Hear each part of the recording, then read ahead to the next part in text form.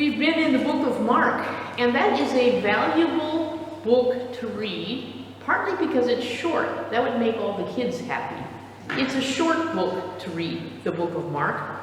And we've been actually in it for the last weeks, and it delivers, though, a powerful story, even though it's short. That's the interesting part. It has a pretty strong punch, if you will, in that book of Mark. We saw in the last weeks that Jesus shares 3 times with his disciples what the end of his journey to Jerusalem will look like. 3 times. He tells his disciples about going to Jerusalem, about what will happen to him, and about losing his life and yet rising from the dead on the 3rd day. He's been telling them this. He says, my life is going to end there. And he tells that to the disciples very straightforward. There's no secret here. But he always adds, the death that the cross will bring is not the end. The end is resurrection, which is actually a beginning. And I think for us as believers, the sense of hope in even our world, which is challenging to us, is very significant. We need to remember the hope that the gospel offers us in Jesus. But the disciples reacted rather strange, maybe like all human beings do, to Jesus 3 times describing what was going to happen to him. The first time, Peter just simply rebukes Jesus and says, you can't mean this. This can't be true. The second time the disciples hear this, they end up discussing who's the greatest. Can you imagine? Jesus has just told them about what he's going to suffer, and they said, which of us is the greatest? And they get into a big argument. Sounds rather modern, doesn't it? People arguing about who's the greatest, even people wearing hats say these kinds of strange things. And the third time, James and John jockey for position in Jesus' kingdom. They want to share the power and get some of the honor for themselves. Now, how do you suppose Jesus felt in all of that? These disciples have been with him for 3 years, and yet they don't get it. But Jesus, the faithful teacher, uses each situation to teach them more. We just sang more about Jesus. Would I know? I want to know, I want to see more. I want to hear more. I want to understand more. Jesus was always telling his disciples more about himself. And they're worthwhile passages really to read and think about, for the content of what Jesus said then has an impact on us today. So what does Mark say to us this evening? We're going to read a story in Mark 10, 46 through 52, and some of you are going to say, oh, I know that story already. Well, listen in, and we'll discuss it together. Maybe there'll be something new. Then they, meaning Jesus and the disciples, reached Jericho. And as Jesus and his disciples left town, a large crowd followed him, and a blind beggar named Bartimaeus, son of Timaeus, was sitting beside the road. When Bartimaeus heard that Jesus of Nazareth was nearby, he began to shout, Jesus, Son of David, have mercy on me. He shouted it. That's why I was a bit louder here. Be quiet. Be quiet. Many of the people yelled at him. Shut up, basically. But he only shouted louder. You ready? Son of David, have mercy on me. When Jesus heard him, he stopped and said, tell him to come here. So they called the blind man. Cheer up, they said, come on, he's calling you. Bartimaeus threw his coat off, jumped up, and came to Jesus. What do you want me to do for you? Jesus asked. My rabbi, the blind man said, I want to see. And Jesus said to him, go, for your faith has healed you. And instantly the man could see, and he followed Jesus down the road. I have digested a few ideas from a commentary, the SALT commentary that I get digitally every week. And so some of the things that I've read there I've integrated also. They're not all my thoughts, but I've integrated them into the sermon this evening.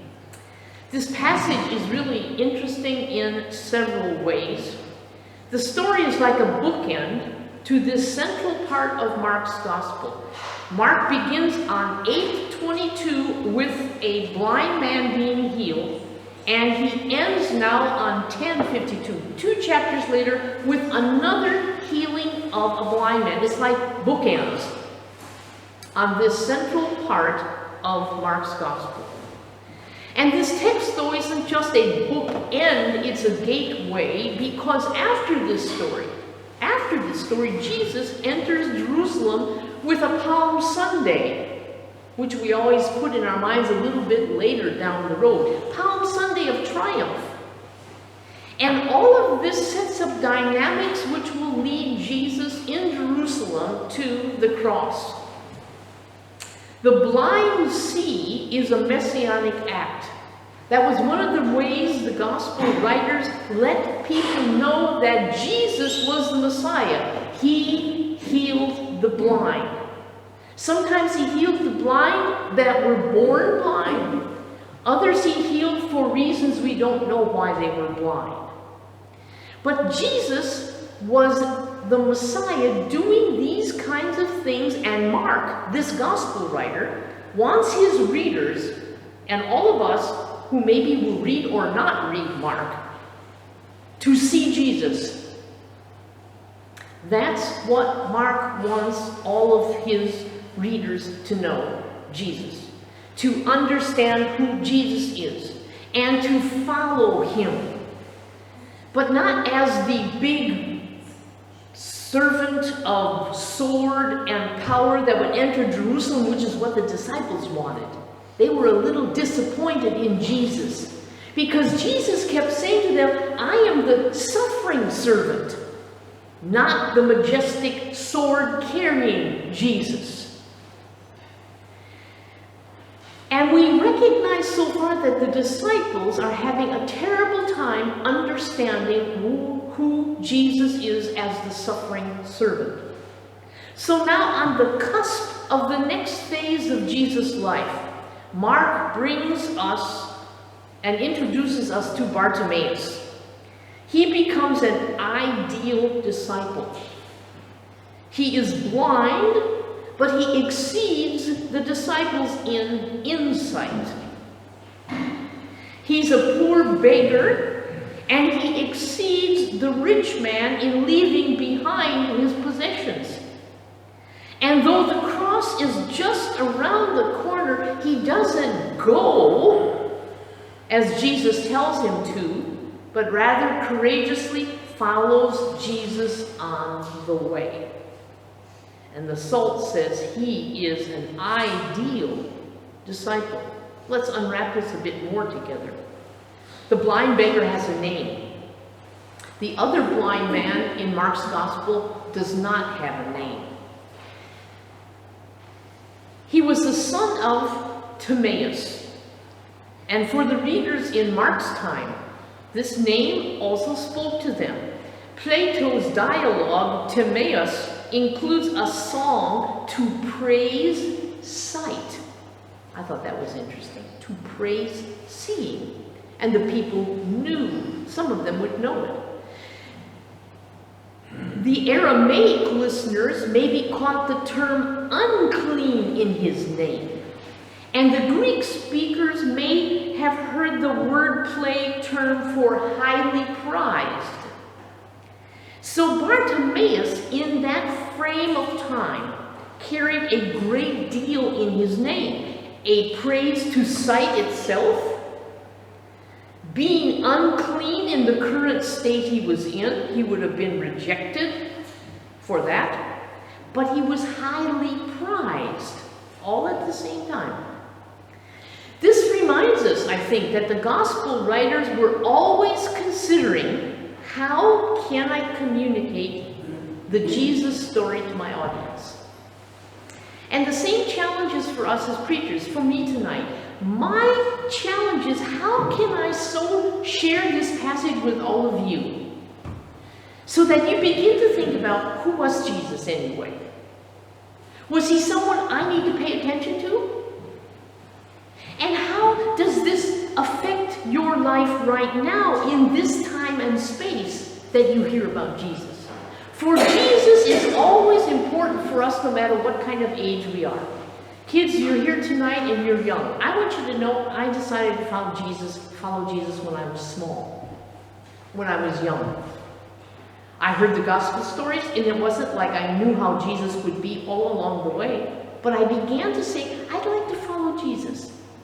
And that began my journey, which continued in different time frames. So because you're small or young doesn't eliminate you from being interested in who Jesus was.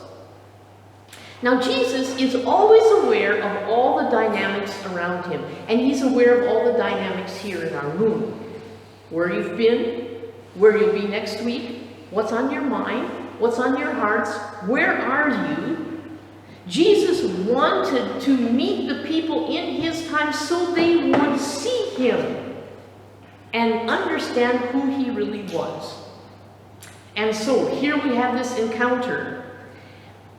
This particular encounter 20 miles outside of Jerusalem in Jericho. And this encounter between Jesus and this man whose name has many aspects that people maybe heard if they had ears to hear. Jericho was considered to be the place, if you look back in the Old Testament, where the children of Israel crossed into the Promised Land. Sometimes it was called the city of Joshua, the city of Joshua. And so Mark here is already saying that Joshua and Jesus go together here in this point in Jericho. Mark is trying to put all of these different puzzle pieces together for people who knew many of these details. Now, we're the ones who don't know these puzzle pieces. You may be puzzling and saying, so what about Jericho and Joshua and what? Well, these were puzzle pieces in the people's minds.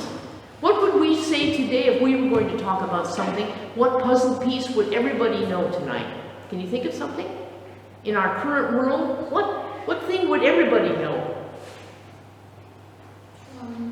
That's right. What? Anybody have an idea? If we used it in a context, you'd say, oh, everybody knows that. Trump. Trump? Okay, everybody knows him. Right. Thank you. Thank you, Joshua. Yes. And so sometimes I think what we need to see in these stories is that Mark is trying to bring everything together to get people interested in understanding the dynamics, putting everything together. So our story, here's the man sitting by the roadside begging. We see beggars all the time. They're not blind, the ones I see in Stuttgart, but they're everywhere begging. And the crowds are rushing by, ignoring the man like we do when we see beggars. We don't always stop and say, hi, how are you?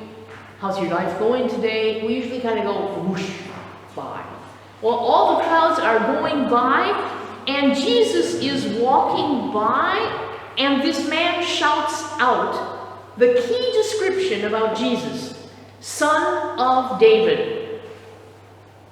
This was a loaded description about Jesus. It was strong. That's why the man shouts. I think it's interesting for us to grasp already, this man was not afraid. He was courageous. He said, Son of David.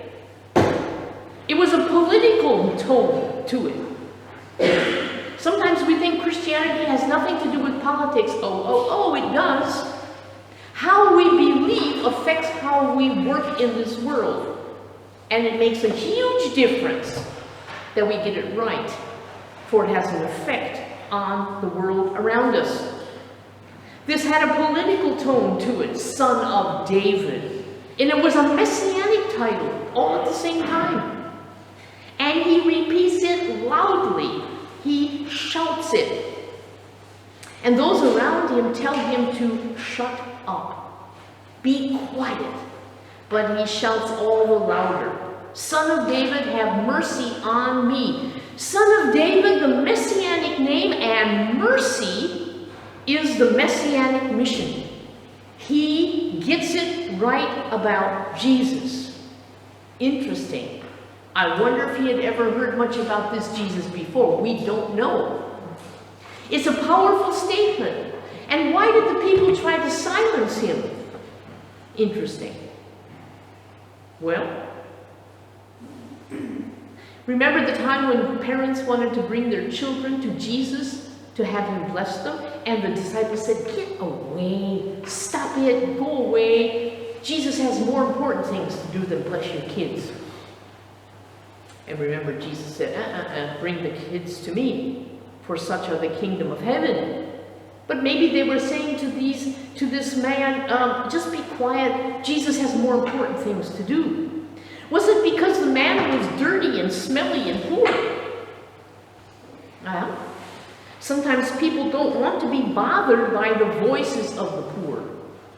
I was thinking in my mind, how else do the poor get hurt unless they're loud? So when they said be quiet, he just shouted all louder. Do we have to be loud to get attention? Sometimes we do. In fact, in our culture, those who are the loudest often are heard the most, which isn't necessarily good either, but maybe that means the rest of us need to be a tiny bit more significant in what we have to say in this world. Or was it because some of the people who heard this blind man were afraid of the truth of what this man was shouting? Were they afraid the authorities would hear it? Like, oh boy, if the authorities hear this, we're all in trouble. I mean, Jesus was going toward Jerusalem, the center of power.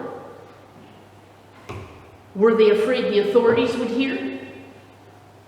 This time, it's interesting, Jesus doesn't ask the man to be quiet or not shout out his true identity.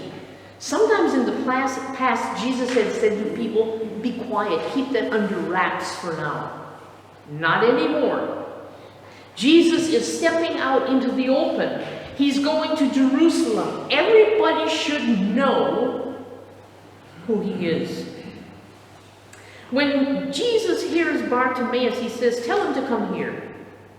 So, Bartimaeus, when he hears this, what does he do first? He throws off his coat, just whips it off, and comes to Jesus. This is a clue of Mark's story about what is happening. The man throws off the old. He doesn't need that anymore. That's right, Joshua. He's fully ready to leave his possessions behind him. And that's a contrast to a previous story right before that about the rich man who hung on to his possessions and was sad because he couldn't follow Jesus.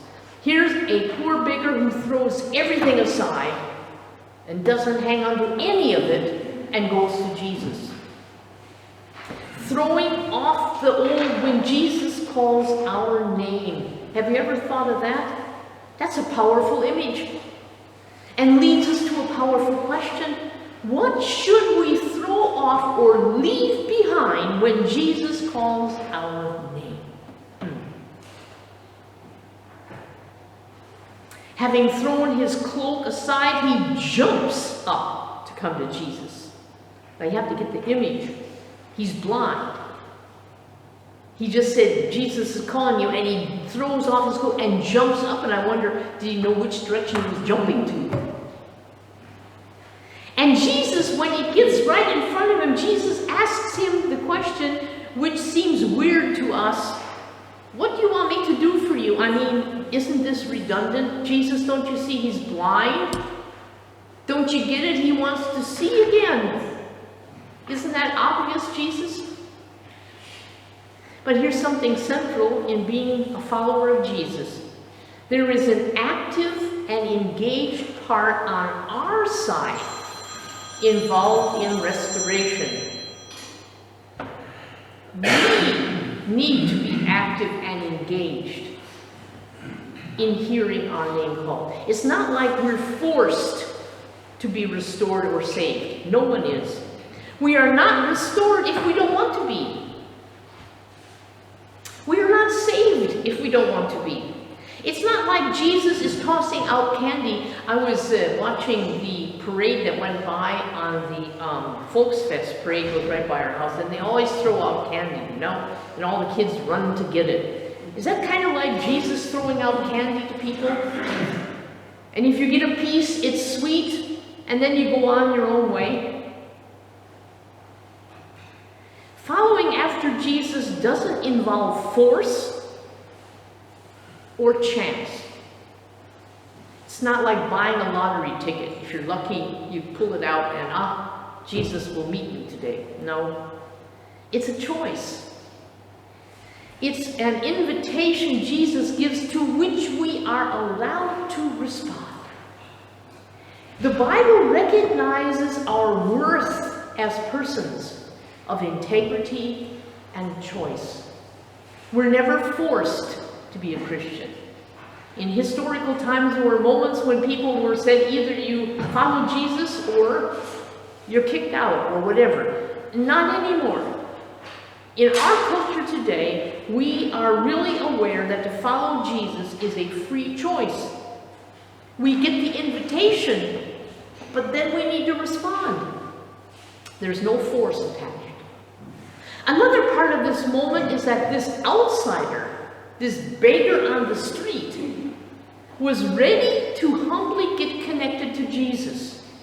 He wasn't worried about places of honor like the other two disciples were. He's more spiritually tuned into Jesus than the insiders were, which is also interesting. He's bold, humble, and responds, "My teacher, let me see again," or "I want to see." And here the physical and spiritual are linked together. The eyes of the blind will be opened in the Bible. It's a messianic act, but it always means the eyes of the heart, not just the physical eye. And finally, there's this interesting phrase, "Go, for your faith has healed you."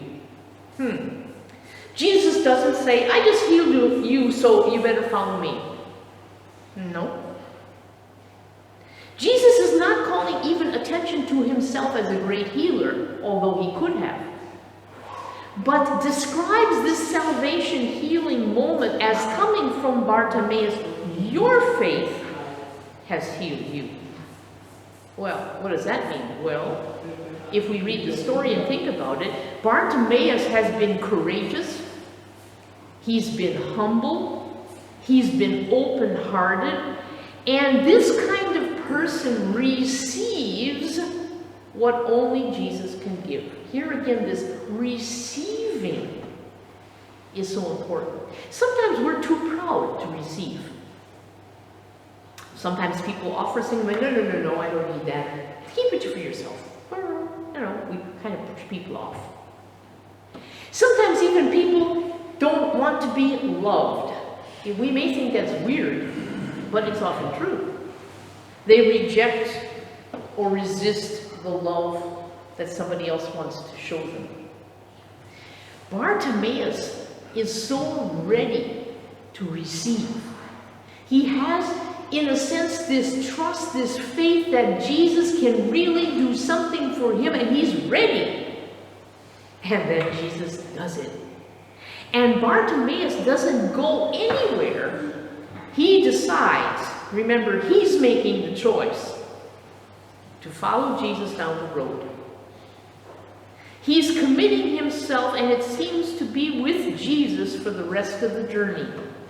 Apparently, he has seen Jesus. He gets it, and there's no going back. He's going to go with Jesus to Jerusalem. That's it. He's made up his mind. That has to be kind of our response, whether we're young or old or in between, to make up our mind. We really want to go with Jesus. We're going to follow him. For Mark, Bartimaeus becomes the model disciple. Even the phrase used in the same chapter 10, verse 31, the last will be first. Well, here he is. The last one you would have expected to be a model disciple is this beggar, blind beggar along the road. And yet, there's boldness, humbleness, courage, and understanding. He leaves all the old stuff behind and follows Jesus all the way to Jerusalem. And kids, I'm right almost to the end of the sermon. You'll be glad, right? Peter's looking, he says, I'll be glad when it's done. It's almost done. Do you hear your name called? I just called Peter's name out, not to embarrass him, but to recognize that kids are edgy. A certain amount of sitting is okay, but then it's time to go. Do you hear your name? Are you ready to engage with Jesus? Restoration or salvation is a free gift of grace, but we need to receive it. Just like I was going to give you a gift, you would have to take it from my hand. So Jesus offers you a path, but you have to go for it. Take it. Receive it. That's the excitement about being a disciple of Jesus. And all the people said, Amen. Amen.